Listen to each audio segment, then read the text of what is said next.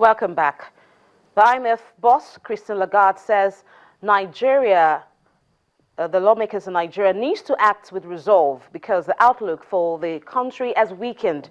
Growth in 2015 is estimated at about 3.2%, its slowest pace since 1999, and only a modest recovery is expected in 2016. Ms. Lagarde noted that by focusing on the quality and efficiency of every naira spent by the government, we need to ensure that we channel the funds to the critical sectors of the economy.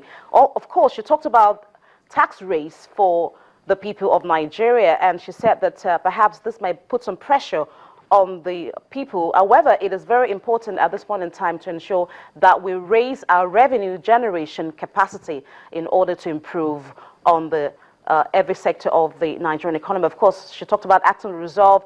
We need to build resilience, and we need to exercise restraint in how much or how well we're spending every naira from the government coffers.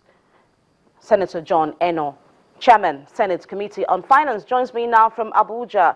Good morning, Senator Eno. Yes, Bolaji, good morning. Thank you for joining us on the program. What do you make of Ms. Lagarde's speech yesterday?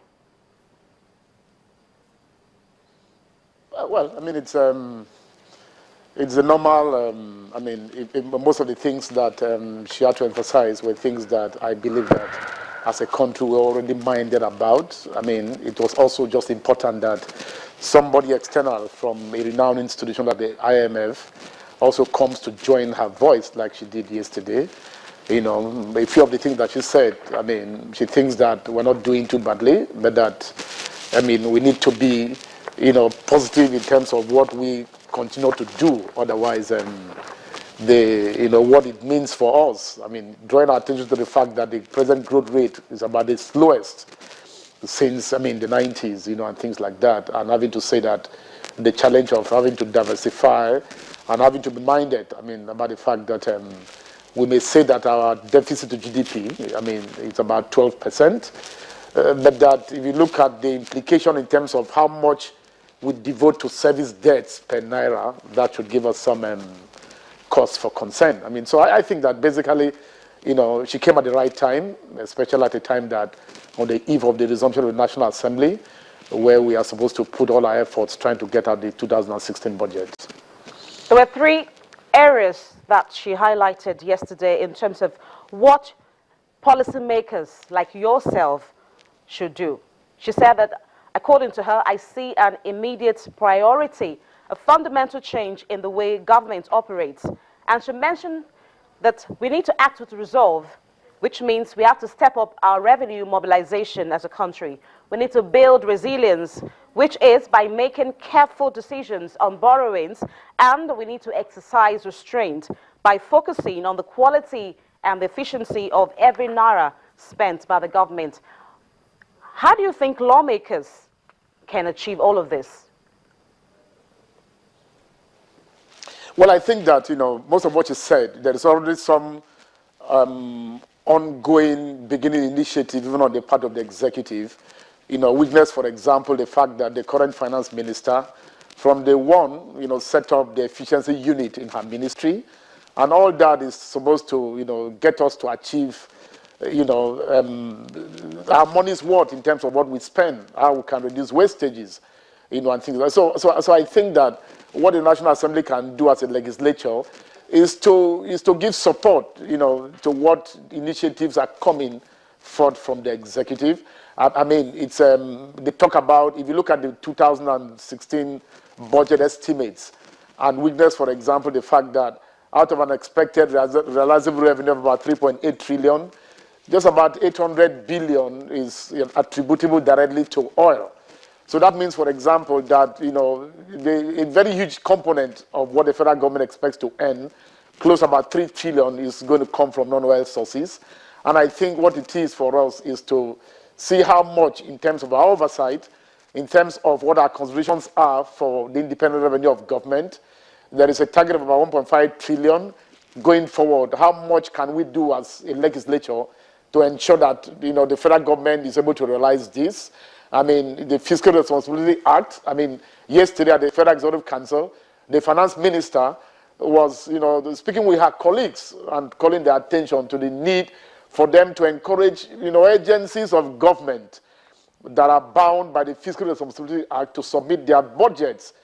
So all these efforts, what I can assure is that they are going to receive, a collaboration from the legislature, from the National Assembly in terms of what we do.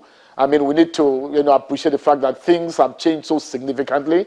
If you look at the price of oil, even about how many years ago, when we witnessed this kind of situation, the price of oil, market price, never went down as low. So you're going to find out, for example, that unlike previous years, when every budget that comes to the National Assembly, what the National Assembly will do is to jack up the benchmark. I mean, the present National Assembly, and again, without prejudice to what has been done in the past, each time we've had to jack up the benchmark price of crude, it's been because there's been a window, to do that jack up. In 2016, that window doesn't exist, and the present National Assembly is not going to get irresponsible in terms of being insensitive to what the facts are. So I can assure you, like I said, that as much as possible, the National Assembly, is a civilized body, responsible, elected by the people, and we're going to act accordingly, according to what our present-day circumstances and realities indicate. Now, you seem not to be in tandem with the IMF's recommendation on upward tax review for the economy. Why? Well, I mean, the MD, the managing director of IMF, was actually quite emphatic about it, and she said, trying to draw attention to the fact that our VAT rate was the lowest in the region. She thought, and tried to counsel about the fact that we should, actually consider having to increase VAT. But it's one of two things really, because when pressed further, when I called, attention to the fact that in our own situation, wouldn't it be better having to look at the compliance level at all? And therefore, driven by that fact, how much you can enlarge the base, of compliance in terms of those who are paying VAT. And she said, well, she admitted that, but she now added, an ingredient which had to do with the fact that, for us to even be seen as a forward-moving economy that is competitive enough for the 21st century, we may still have to go ahead and consider some marginal increase. What she said was, quoting her by her figures, she said that she wasn't indicating by what she was recommending that we should increase it from 5% to 10%. She said, no, increase to 6% to 7%. So going forward, I think that, and if you also reason the fact that as way back as more than 8 years ago, when the government of, former President Olusegun Obasanjo was leaving, on the eve of his departure, he actually increased the VAT. It took the late Yaradua's administration to reverse those VAT, those rates. In the 2015 budget, the pre-budget discussions in the National Assembly actually contained a document that indicated an increase of VAT from 5 to 10. So even without the MD of IMF coming to come and call attention to that, here and there, the executive has had such a contemplation. Maybe we've come to a point, for example, realistically, in which we can actually consider the two options and take them along. I mean, how to increase, those who actually should be paying VAT and are not paying, enlarge the base, and see whether, in her words, looking forward, we're challenged a lot enormously by revenue, the need for revenue. So are we going to look at the possibility of a 1% increase, 2%? I mean, they talk about 6, 7%. But like I said when I spoke with her yesterday, that, for a country that is already contemplating having to withdraw fuel subsidy, are we not going to be, putting too much at the same time? And the result of which, the poor Nigerian masses are just going to suffer. But these are talking points for us to engage. And I think that's what I said at the beginning, that she came at the right time. We are going to begin to talk about the estimates of the 2016 budget. It remains an estimate. The National Assembly is going to make it a budget.